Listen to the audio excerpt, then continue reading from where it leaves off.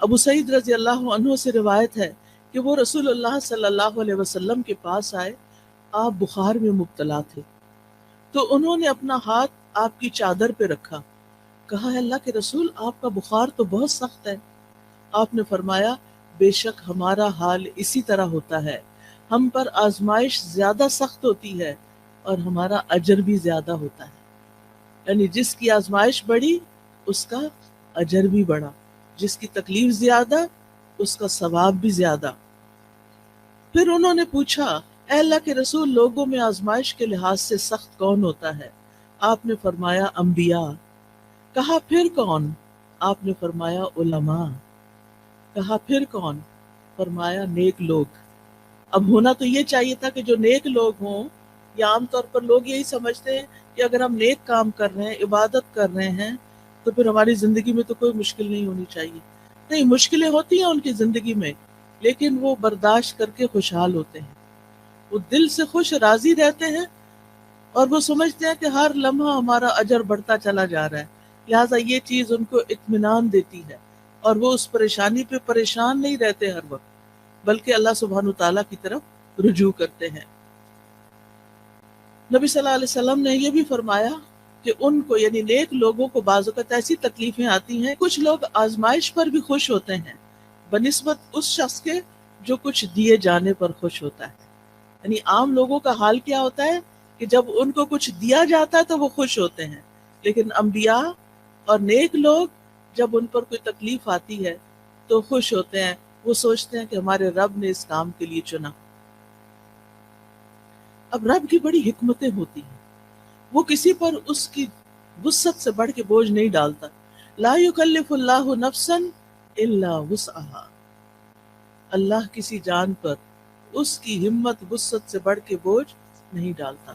لہا ما کسبت وعلیہا ما اکتسبت،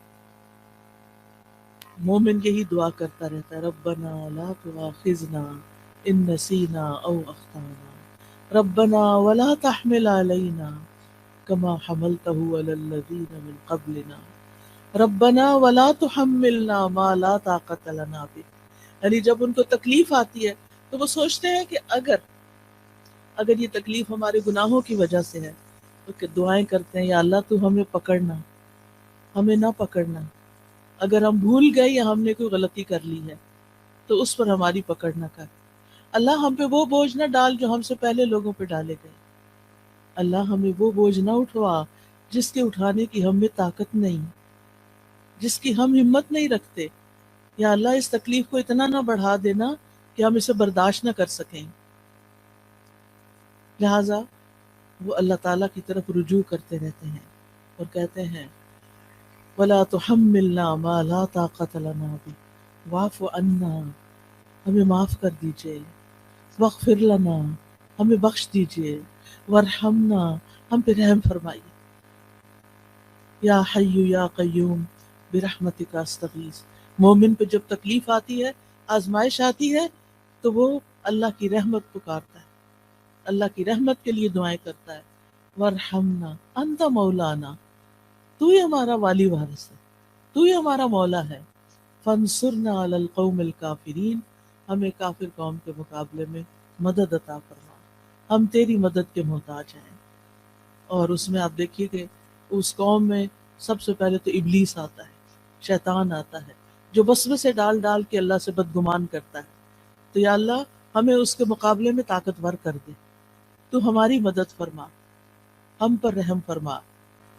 پھر اسی طرح ہم دیکھتے ہیں کہ نبی صلی اللہ علیہ وسلم ہر طرح کی تکلیفوں سے آزمائے گئے، یتیم پیدا ہوئے، ماں بھی فوت ہو گئی چھوٹی عمر میں، پھر دادا فوت ہو گئے، پھر چچا مددگار تھے عین مصیبت کے سال، وہ بھی فوت ہو گئے، بیوی بڑی غمگسار تھی حضرت خدیجہ، وہ بھی فوت ہو گئی، پھر وطن سے پیار ہوتا ہے، حالات اتنے تنگ ہو گئے، آزمائشیں اتنی بڑی، 3 سال تو ایک گھاٹی میں گزارنے پڑے جہاں کچھ کھانے پینے کو نہیں تھا، اور پھر بالآخر مکہ چھوڑنا پڑا، چھوڑتے ہوئے کہا ہے مکہ تو مجھے سب سے پیارا ہے، اگر تیرے رہنے والے مجھے یہاں سے نہ نکالتے میں کبھی نہ جاتا یہاں سے۔ پھر ایک نئی جگہ پر گئے، وہاں جا کر جنگیں مسلط ہوگی، ایک کے بعد ایک سال جنگ آ رہی ہے، جان مال ہر چیز کو خطرہ، خوف، پریشانی، بیماری، کون سی تکلیف تھی جو رسول اللہ صلی اللہ علیہ وسلم پر نہیں آئی؟ پھر آپ کے بیٹے بھی فوت ہو گئے، پھر حضرت ابراہیم جو چھوٹے تھے وہ پیدا ہوئے ماریہ قبطیہ سے، اور ان کی وفات پر آپ رو دیے، آپ کی آنکھوں سے آنسو گر رہے تھے۔ صحابہ بڑے حیران ہوئے کہ آپ بھی روتے ہیں۔ آپ نے فرمایا ان العین تدمع والقلب يحزن ولا نقول الا ما يرضى ربنا وانا بفراقك یا ابراہیم لمحزونون۔ آنکھیں روتی ہیں، دل غمگین ہوتا ہے، اور ہم وہی بات کہتے ہیں جس سے ہمارا رب راضی ہوتا ہے۔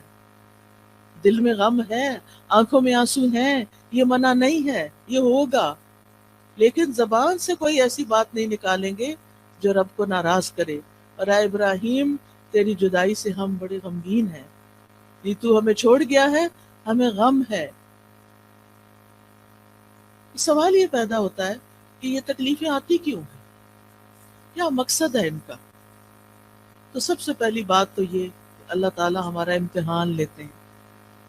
امتحان میں جو کامیاب ہو جاتا ہے اس کے درجے بلند ہو جاتے ہیں، اور جو فیل ہو جاتا ہے وہ نیچے چلا جاتا ہے۔ تو یہ انسان کو بلند درجے دینے کے لیے آتی ہیں۔ حدیث میں آتا ہے بے شک بندے کے لیے جب اللہ سبحانہ تعالیٰ کے ہاں ایک مقام مرتبہ مقدر ہو چکا ہوتا ہے، یعنی اس کو وہ بلند مقام دینا ہے، لیکن وہ بندہ اپنے اعمال کی بنا پر اس تک نہیں پہنچ سکتا، یعنی عمل اس کے کم ہے، درجہ اللہ کے ہاں بڑا لکھا ہوا ہے کہ اس کو یہاں تک پہنچنا ہے، تو اللہ تعالیٰ اسے اس کے اپنے جسم میں یا مال میں یا اولاد کی آزمائش میں ڈال دیتا ہے، کیونکہ اللہ نے اس کو بلند درجہ دینا ہوتا ہے۔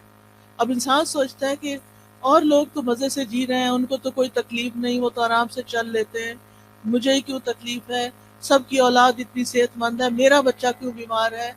سب کے شوہر اتنے اچھے سلوک کرتے ہیں، میرا شوہر مجھے کیوں نہیں پوچھتا؟ یہ دراصل آپ کا امتحان ہے۔ آپ اس تکلیف سے گزر رہی ہیں، یہ اللہ سبحانہ وتعالیٰ کے ہاں آپ کے درجے بلند کر رہی ہے اگر آپ صبر کر رہے ہیں۔ اور پھر یہ کہ جب اللہ تعالیٰ تکلیف دیتا ہے تو جن کے درجے بلند ہوتے ہیں ان کو اللہ تعالیٰ صبر کی توفیق بھی دے دیتا ہے، حتیٰ کہ وہ اس مقام تک جا پہنچتا ہے انسان جو اللہ کی طرف سے اس کے لیے پہلے سے مقدر ہوتا ہے۔